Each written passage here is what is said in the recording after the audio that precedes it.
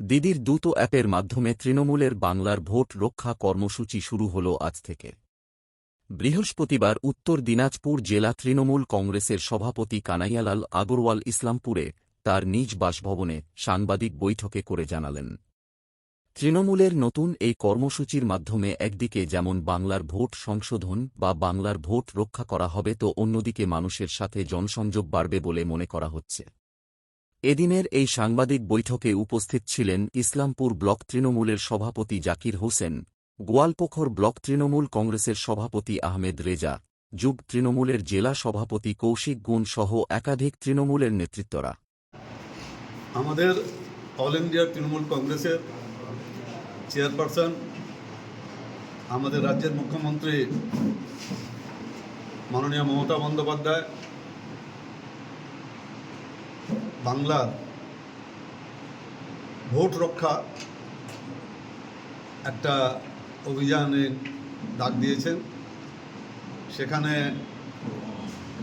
ভোটারের স্বচ্ছতা ও সুরক্ষার উপরে জোরটা দেওয়া হবে।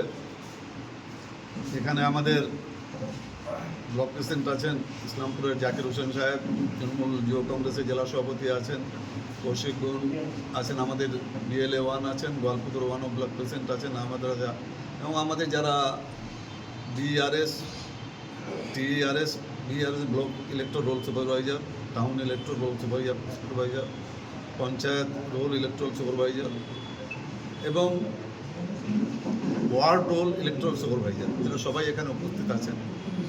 আজকে সবার উপস্থিতিতে দিদির দুধ অ্যাপটা আজ থেকে চালু হবে। 27শে ফেব্রুয়ারি নেতাজি ইন্ডোর স্টেডিয়ামে আমাদের চেয়ারপারসন মাননীয় মমতা বন্দ্যোপাধ্যায় কিছু ডকুমেন্ট সহ বলেছিলেন যে যে ভোটার লিস্ট আছে সেই ভোটার লিস্টে গুজরাট, হরিয়ানা একই পিক নম্বরে ওই ভোটার ওনাদেরও নামটা আছে। সেই হিসাবেই আমরা এই যাচাই প্রক্রিয়াটা আমরা তখন বাড়ি বাড়ি শুরু করেছিলাম। পরবর্তীকালে 15ই মার্চ আমাদের সর্বভারতীয় সাধারণ সম্পাদক শ্রী অভিষেক বন্দ্যোপাধ্যায়, আমাদের রাজ্যের তৃণমূল কংগ্রেসের সভাপতি শ্রী সুব্রত বক্সী মহাশয়ের উপস্থিতিতে বিস্তারিতভাবে এই ভোটের যাচাই প্রক্রিয়া সম্বন্ধে আলোচনা করেছিলেন। সেখানে উনি তুলে ধরেছিলেন যে মহারাষ্ট্রায় যে নভেম্বরে বিধানসভা নির্বাচন হয়ে গেল এবং এপ্রিল-মেতে যে লোকসভা নির্বাচন হয়েছিল, সেই দুটো ব্যবধানে 39 লক্ষ ভোটার সংখ্যা বেড়েছে।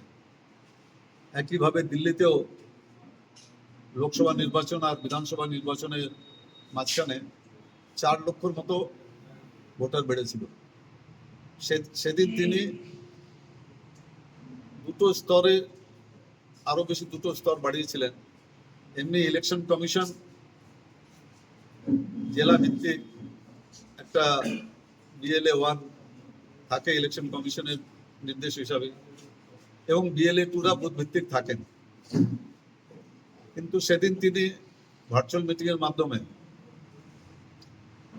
আপনার ব্লকের BRS, যেটা এর আগে বললাম ব্লক ইলেকট্রাল রোল সুপারভাইজার, এবং টাউনের TRS, town electoral roll supervisor, পাশাপাশি পঞ্চায়েত লেভেলেও TRS, panchayat electoral roll supervisor, এবং municipality ward electoral roll supervisor, এই দুটো স্তর উনি যোগ করেছিলেন। এদের কাজ ছিল যে প্রত্যেক বুথে যারা BLA 2 আছেন তাদের উপরে তদারকি করবেন যে BLA 2 যারা আছেন তারা সবাই সঠিকভাবে কাজ করছেন কিনা। কয়েকদিন আগেই গোটা জেলাতে গোটা জেলার প্রত্যেকটি ব্লকে এই দিদির বুথ এই অ্যাপ সম্বন্ধে সবাইকে, সব BLA 2 এবং BLA 1 এখানে উপস্থিত আছেন, ভাস্কর দত্ত, সবার উপস্থিতিতে BLA 2রা কিভাবে এই অ্যাপটাকে বাড়ি বাড়ি গিয়ে ডাউনলোড করার পরে কি ভোটার লিস্টে এডিশন ডিলিশন কিভাবে করবেন না করবেন এই ব্যাপারে বিস্তারিতভাবে প্রশিক্ষণ দেওয়া হয়েছে। এই কর্মসূচিটি গোটা রাজ্যব্যাপী হচ্ছে। আমাদের জেলাতেও 2000-এর উপরে BLA 2 আছে, গোটা রাজ্যে 1 লক্ষের উপরে এই BLA 2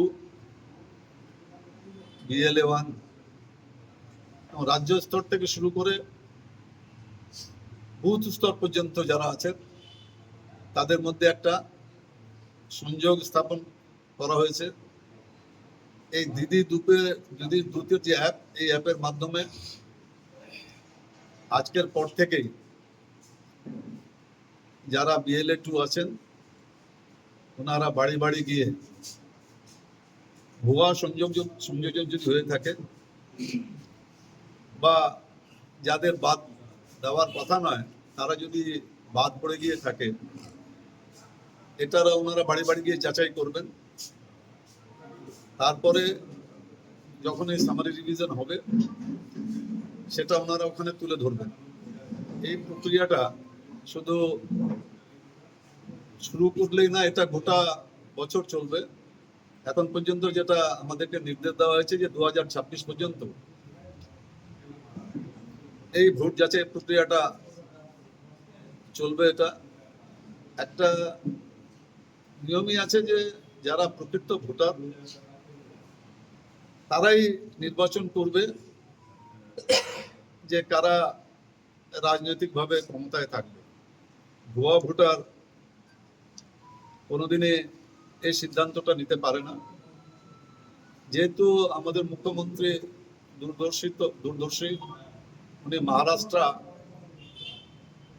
আর যেটা দিল্লি নির্বাচনে যেভাবে ভোটারদের সংযোজন করা, তাদের মানে ভোটার লিস্টের নাম রয়েছে একই দুই জায়গায় নাম বিআরও এবং পঞ্চায়েত গ্রাম পঞ্চায়েত এলাকায়, বিষয়টা আপনারা কিভাবে সেটা আপনার যেটা ইলেকশনের যেটা নিয়ম আছে যে মোর দেন এক জায়গায় যদি ভোটার লিস্টে নাম থাকে তাহলে ক্লেমস অবজেকশনস এর একটা ফর্ম আছে, সেই ক্লেমস অবজেকশনের ফর্ম দিয়ে যেটা ইলেকশন কমিশনের যেটা নিয়ম আছে নিয়ম অনুযায়ী ওনাকে ডাকবে, ডেকে ও অপশনটা আছে যেভাবে ইলেকশন কমিশনের যেটা নিয়ম আছে সেটা ওনারা করবেন।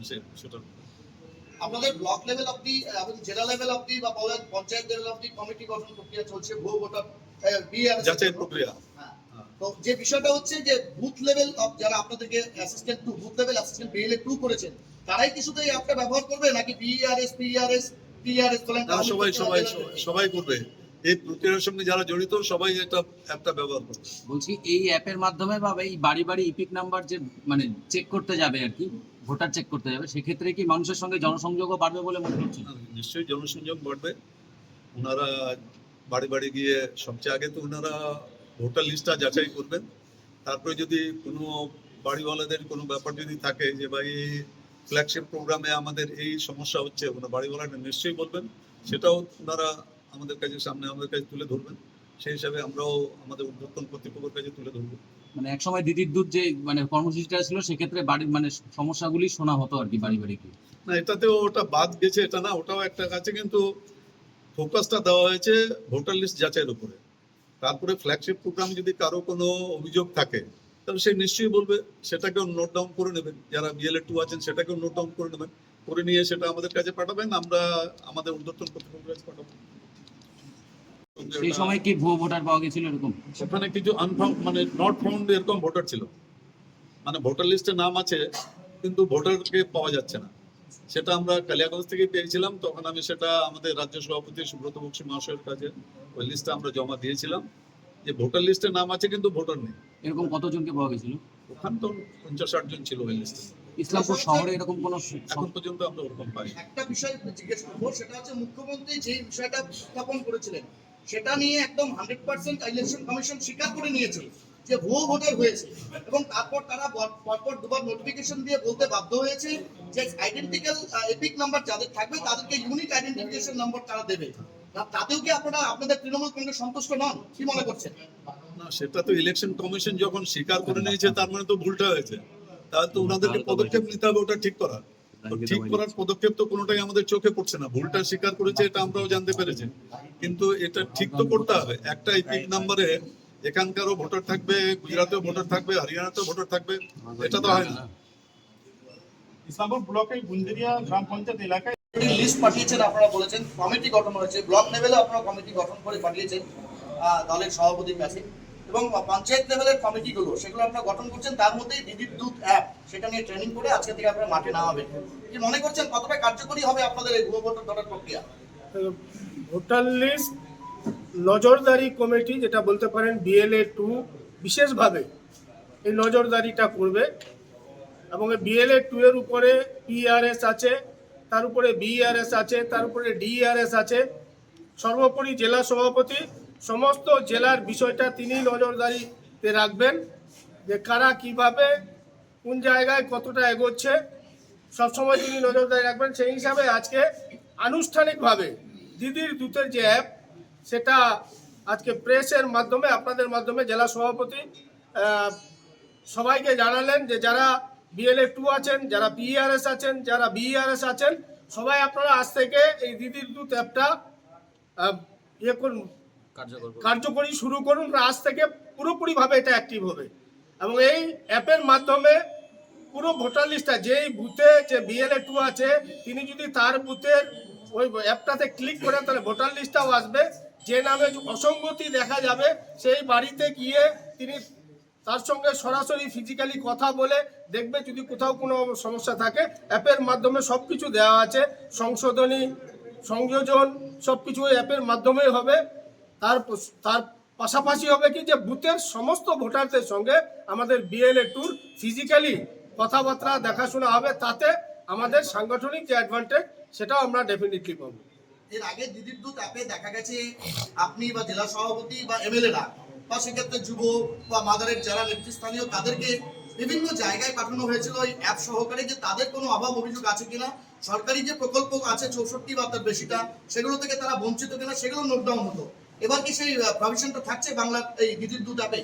সেই প্রভিশন তো সব সময় থাকছে। আমাদের নেত্রী মমতা ব্যানার্জি 365 দিনে প্রত্যেকটি নেতৃত্বকে বলেন আপনারা বাড়ি বাড়ি যান, মানুষের অভাব অভিযোগ, মানুষ কি চায়, কতটা মানুষকে আমরা দিয়েছি সে সম্বন্ধে মানুষ কতটা অবগত হয়েছে, যে আমরা সরকারের পক্ষ থেকে কি কি পাচ্ছি, আমরা যে প্রকল্পগুলো দিচ্ছি মানুষকে, মানুষ সে সম্বন্ধে অবগত আছেন কিনা সেটাও বলুন। পাশাপাশি তার কি চাহিদা আছে, আমাদের যে প্রকল্প সেগুলো পেয়ে সে কতটা সন্তুষ্ট সে ব্যাপারে আপনারা ইয়ে করে, সেটা তো আমাদের 365 দিন কাজ চলে। তো এই কাজের মাধ্যমে ডেফিনেটলি আমাদের সব আলোচনায় মানুষের সঙ্গে চলবে, মানুষের সঙ্গে সংযোগ চলবে, মানুষের সঙ্গে যে মানুষের যে কাজগুলো অগ্রাধিকার, হয়তো অনেক কাজ তো ম্যাক্সিমাম কাজ আমরা করেছি, অনেক কাজ আছে যেগুলো হয়তো আমাদের নজরে আসেনি, মানুষের সঙ্গে যোগাযোগ করলে সেগুলোও নজরে আসবে, সেটাও আমরা দলকে অবগত করাবো। নির্দেশ দিয়েছিল আমাদের সাধারণ সম্পাদক শ্রী অভিষেক ব্যানার্জি সাহেব। আমরা মন্ত্রী সাহেব নিজে নিজে গিয়েছিলেন এলাকাগুলোতে, ঘুরলাম। আমরা সমস্ত আমাদের যারা অঞ্চল প্রেসিডেন্ট, ভাইস প্রেসিডেন্ট, প্রধান, উপপ্রধান তো আমাদের ছিল, সবাই করেছিল, কিন্তু আমরা ওখানে ভোটার পাইনি।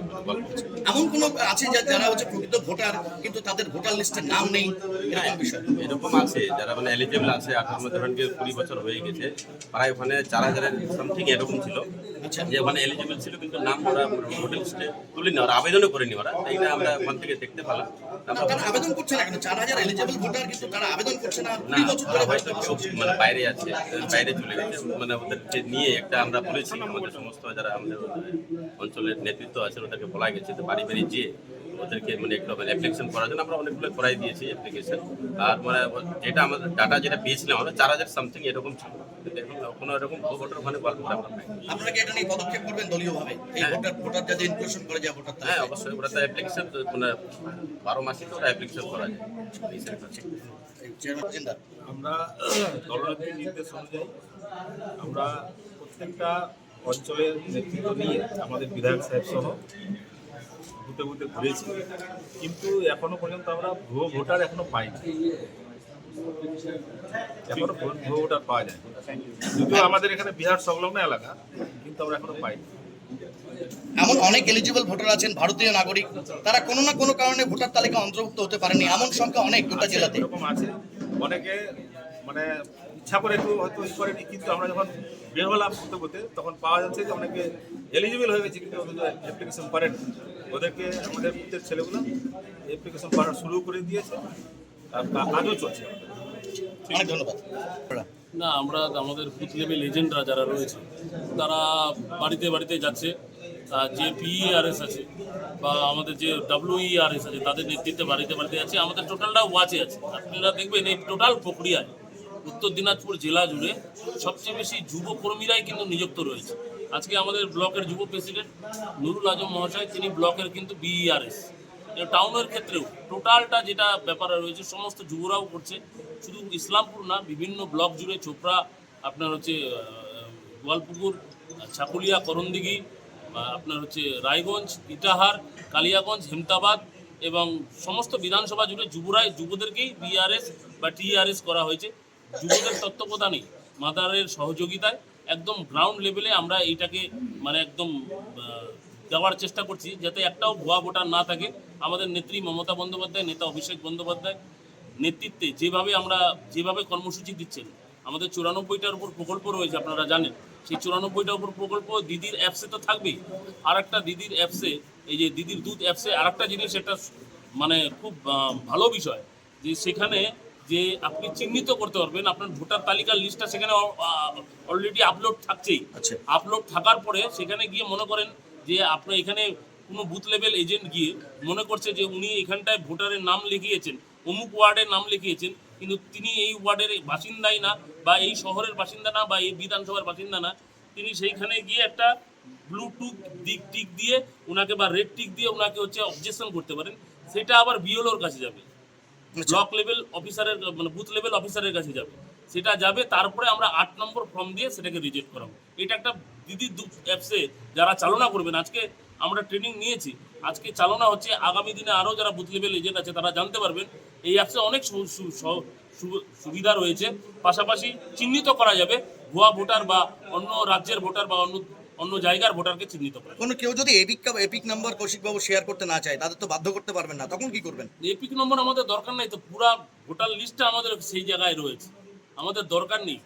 আপনারা তখন দেখবেন যে পুরা এপিক নম্বরটা, মনে করেন আপনার নাম বা আমার নাম কৌশিক গুণ, আমার এপিক নম্বর কি দিদির দুধ অ্যাপসে সেভই আছে, আমার এপিক নম্বর দরকার নেই, সেখানে সব সেভ আছে।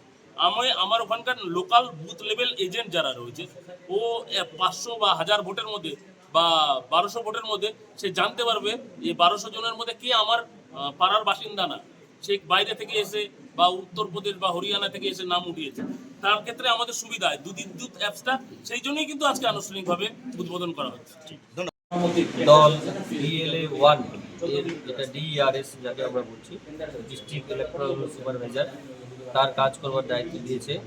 আমাদের যে দলীয় কর্মসূচি বাংলার ভোট রক্ষা কর্মসূচি, সেটা অফিসিয়ালি আজ থেকে চালু হচ্ছে। কালকে আমাদের অ্যাপ সমস্ত BLA-2 এরা ডাউনলোড করে নিয়েছেন এবং তারা অলরেডি কাজও শুরু করে দিয়েছেন। আমরা অ্যাপের মাধ্যমে দেখতে পাচ্ছি বিভিন্ন BLA-2 বেশ তাদের কাজের অগ্রগতি অনেকটাই হয়েছে।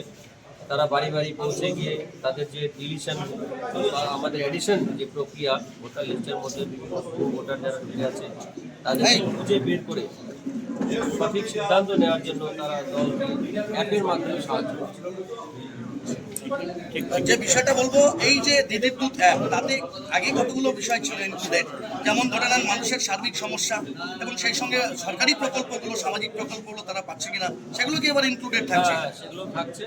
প্রত্যেকটা আমাদের ইলেকট্রনরা যখন যাবেন দল বেঁধে সকলের বাড়িতে, তখন তারা এই ভোটার তালিকা সংশোধনের পাশাপাশি প্রত্যেকে জিজ্ঞেস করবেন তারা সরকারি প্রকল্পগুলোর সুবিধা পাচ্ছেন কিনা বা কোনো প্রকল্প পেতে তাদের অসুবিধা হচ্ছে কিনা বা তারা কী করে আরও ভালো দিদি তাদের কী করে সাহায্য করতে পারে। মানে আমাদের বন্দ্যোপাধ্যায় তাদের পাশে কী করে থাকতে পারে, কী তাদের চাহিদা, তাদের টিউবওয়েলের চাহিদা, তাদের অভাব অভিযোগ সমস্ত কিছু তারা লিপিবদ্ধ করে দিয়ে আসছে।